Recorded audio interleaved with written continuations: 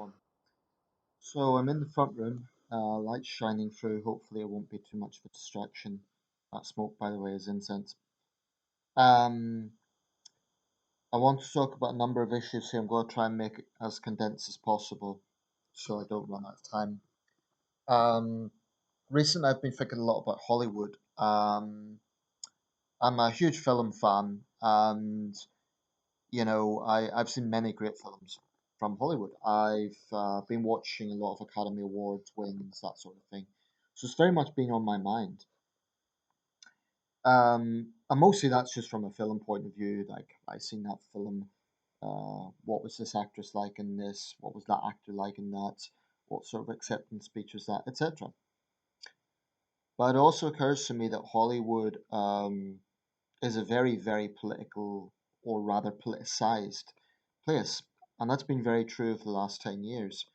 I think that, unfortunately, identity politics has got so influential, such an issue in Hollywood these days that it seems there's no longer art for art's sake. What I mean by that is,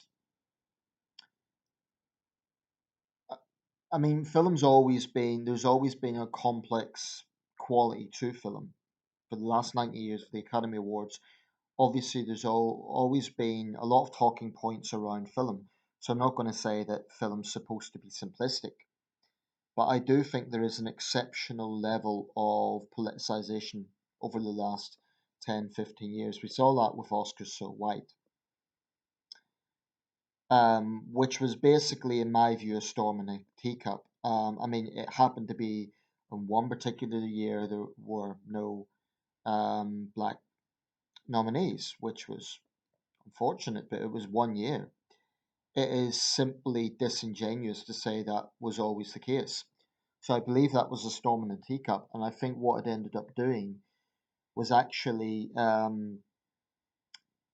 what it meant was that minority actors, actresses, directors, and so on, who are very talented and who certainly deserve recognition, in the years after that, there was, I think, an underlining sort of idea, oh, well, they've only got it because the Academy feels guilty now. So it just shows that it was a flawed premise. It was basically give me an Oscar because I'm black. And I'm sorry, but that is just not a compelling argument. And frankly, what I find very frustrating is if you say that as a white person, you're immediately accused of, if not outright racism, which is just unfortunate, then you're accused of not understanding the black experience. So it's white privilege, you don't get it. Um, what I don't get is why someone should get an Oscar based on their skin color. Um, in a way, to get into broader issues beyond race, although I think race is the most divisive issue, it seems that if you're of a particular ideology in Hollywood, let's say, if you are, I'll just say it, if you are of a moderate centrist persuasion or if you're conservative, and I'm not conservative, there's a lot of areas I dislike conservative thinking on, but without question, Hollywood and that liberal establishment, for want of a better term, if you don't conform to a certain way of thinking, if, for example, you disagree that someone should get an Academy Award for anything other than merit, if you don't believe that there are 40 different genders, um, if you don't believe that, third wave feminism is above reproach, if you have those sort of views, I don't think you'll get very far in the world of Hollywood today because you'll automatically be branded, particularly if you're a white straight man. You're just like enemy number one.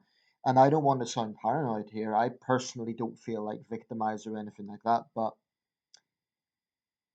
it is irrefutable that over the past 10 years, there has been a drive by so-called progressives to shame white men, straight people, and white people, men, right? And there's plenty of examples of this. Okay, white people, Oscars so white. That was, shame white people.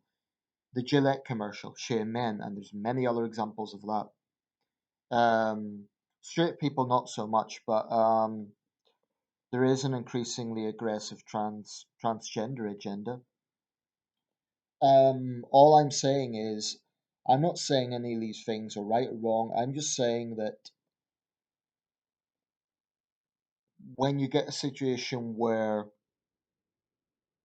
if you don't conform to the general idea on things, and you're stigmatized and you're smeared. I mentioned recently about how casually people are called sexist, racist, homophobic. It really troubles me.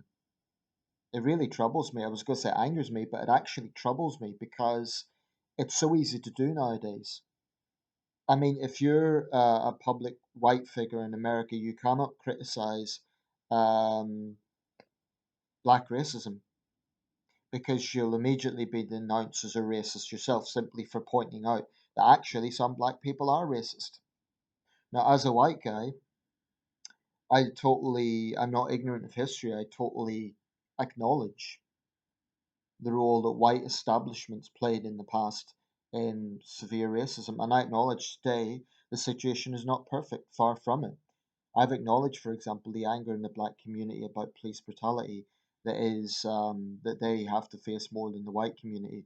So I am not saying the situation's perfect, but what I will say is this: I will never, ever, ever apologize for being a man, for being white, and to a lesser extent for being straight. I say to a lesser extent because I don't think that's quite as much of an issue as the other two. But there are people out there who think if you're white, you basically they would even say we don't want you to apologize, but they do want you to feel guilty. I'm not going to do it. I've nothing to feel guilty about. Nothing. Okay. I have never directly privileged. I've never directly benefited from slavery, for example. Okay. If I was a descendant of a slave trader, a direct descendant, and I'd made my inheritance from that, then yes, fair enough, I'd benefit from that. But I've done my family history, and I've went way back to the 1830s. Certainly, my people were Ulster farmers, low-level Ulster farmers, and mill workers. And that's probably something similar is true of most white people, including most white people in America. So this idea of collective shaming is it's not going to bring the United States forward, and it's not going to bring this country forward. So I'm not saying that there are not areas that need to be looked at. All I'm saying is, and this frankly also applies to white liberals who constantly promote this white guilt narrative. Some of us are just sick of it. I'm not going to apologize for the color of my skin. Okay? I'm not going to apologize for being a man. What I do need to do is call out white racists. As a white person, I feel I have a responsibility to condemn white racists. And as a man, I have a responsibility to condemn and when I can act against violence against women and mistreatment of women. But what identity politics is doing, because there's been so much of a progressive push in recent years, I think what we're seeing with, for example, Trump supporters and so on is okay, some of them are going to be bigots to begin with, but I think what's happened is a lot of people are being driven to the right, or being driven to what they deem to be a rebel, Trump. And there's other outlets for that, but they feel they're being pushed into it because they're fed up of the guilt. They're fed up of being shamed. So if you're black, I have nothing against you. I will treat you as an individual. I will respect you. I give everyone the benefit of the doubt when I meet them. But if you're going to be cold to me because you think, oh, you're a white person, you're privileged, you've kept my people down, okay? Respect is a two-way street. So if you're going to treat me like that, and I have to say, I haven't really had that experience, but I have come across some black individuals online, for example, who seem to have animosity towards the entire white race. If that's your mindset, I feel sorry for you. I really do. How can you go through life holding such animosity towards an entire race? And that's true, as I have the same attitude about white supremacists, who also have this victimhood narrative. Anyone who goes through life with a victimhood mentality, it doesn't mean that it's utterly invalid. They may have had an experience that others haven't had. We don't know what life's like until we've been in someone else's shoes. I totally accept that. But what you can't do is go through life with hostility towards an entire race or an entire demographic. If you do that, you're just going to end up bitter and alone. Now, I hope these words resonate with some people. I appreciate a video like this is always going to have its critics, but I hope a lot of people will see what I'm driving at. I don't care if you're a gay or straight, I don't care if you're a man or a woman, I don't care if you're black, brown, Asian, whatever. I will see you as an individual until you give me a reason to dislike you, okay? And if you're going to make me feel bad, respect's a two-way street. So, thanks for watching.